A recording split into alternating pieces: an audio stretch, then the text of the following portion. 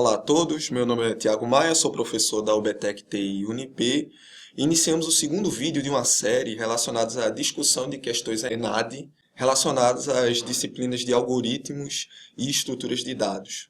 Nosso foco nesse vídeo é discutir a questão 21 do ENAD Computação de 2011. Vamos a ela. No desenvolvimento de um software que analisa bases de DNA representadas pelas letras A, C, G, T, utilizou-se as estruturas de dados do tipo pilha e fila. Considere que, se uma sequência representa uma pilha, o topo é o elemento mais à esquerda, e se uma sequência representa uma fila, a sua frente é o elemento mais à esquerda. Analise o seguinte cenário. A sequência inicial ficou armazenada na primeira estrutura de dados na seguinte ordem: A, G, T, C, A, G, T, T. Cada elemento foi retirado da primeira estrutura de dados e inserido na segunda estrutura de dados. E a sequência ficou armazenada na seguinte ordem: TTGA, CTGA. Finalmente, cada elemento foi retirado da segunda estrutura de dados e inserido na terceira estrutura de dados. E a sequência ficou armazenada na seguinte ordem: TTGA, CTGA. Qual a única sequência de estrutura de dados apresentadas a seguir pode ter sido usada no cenário descrito acima, onde eu tenho opções de A, E, com sequências específicas por questão, ok?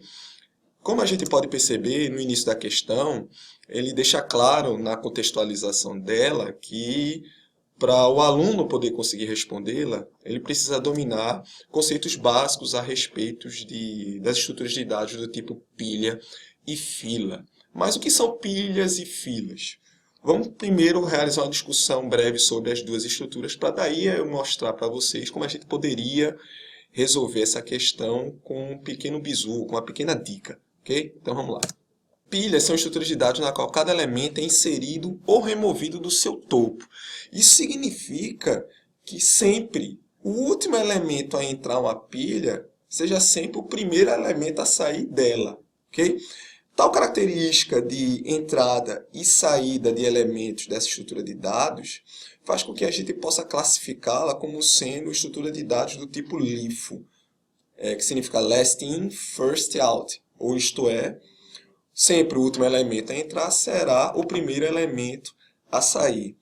E uma característica básica desse tipo de estrutura, que dá uma dica muito interessante para resolver a questão que estamos discutindo no vídeo, é que a característica LIFO dessa estrutura faz com que os elementos de saída fiquem invertidos se a gente for comparar com a ordem dos dados de entrada.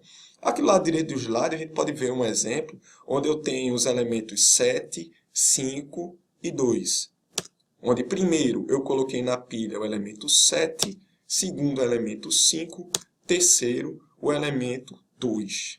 Quando eu realizar o comando POP para essa pilha, como sempre, o primeiro elemento a sair é o último elemento a entrar. O último elemento a entrar foi o 2, portanto, ele é o primeiro elemento a sair da pilha, seguindo pelo 5 e, por último, o 7, que foi o primeiro elemento a entrar na pilha. Já na fila, eu tenho uma característica de acesso diferente, onde sempre o primeiro elemento a entrar na estrutura de dados será o primeiro elemento a sair.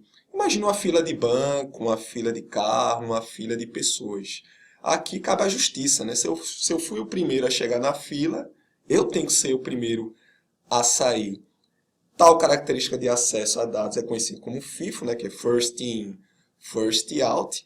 E tal tipo de acesso aos dados dessa estrutura também dá uma dica muito boa para a questão que a gente está discutindo. Tal característica de acesso faz com que elementos de saída fiquem com a mesma ordem dos dados, se a gente for comparar os dados de entrada. Aqui à direita novamente, implementando-se uma fila, um exemplo de uma fila, vamos supor que o primeiro elemento a entrar foi o 7, seguido pelo 5, seguido pelo 2. Como o 7 foi o first in, né, o primeiro a entrar na estrutura, ele é o primeiro a sair, seguido do 5, seguindo do 2. Observem que a ordem 7, 5, 2 de entrada foi mantida para a saída. Pegando essas pequenas dicas da discussão das características de cada estrutura, a gente pode voltar a analisar a questão e observar dois detalhes que, entre aspas, matam a questão.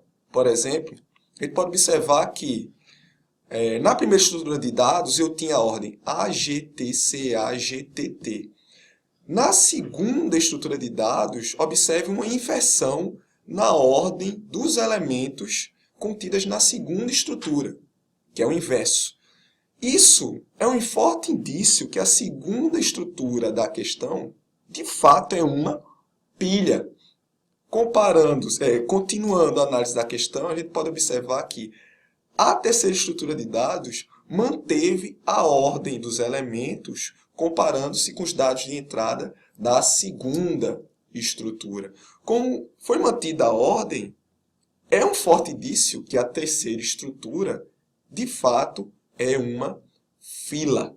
Comparando-se todas as opções, verificando a análise realizada, e até por questões de eliminação de cada opção, dada a ordem das estruturas contidas em cada opção, eu sequer preciso avaliar a primeira estrutura, já que a letra A é a única opção onde a segunda estrutura é uma pilha e a terceira estrutura é uma fila.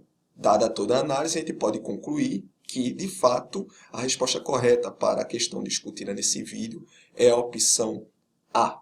Muito legal, né, pessoal? Numa única questão, a gente pôde estudar duas estruturas de dados básicas que são recorrentes em qualquer tipo de prova de TI, análise de sistemas, ciência da computação, e que tem grandes chances de cair no próximo ENAD.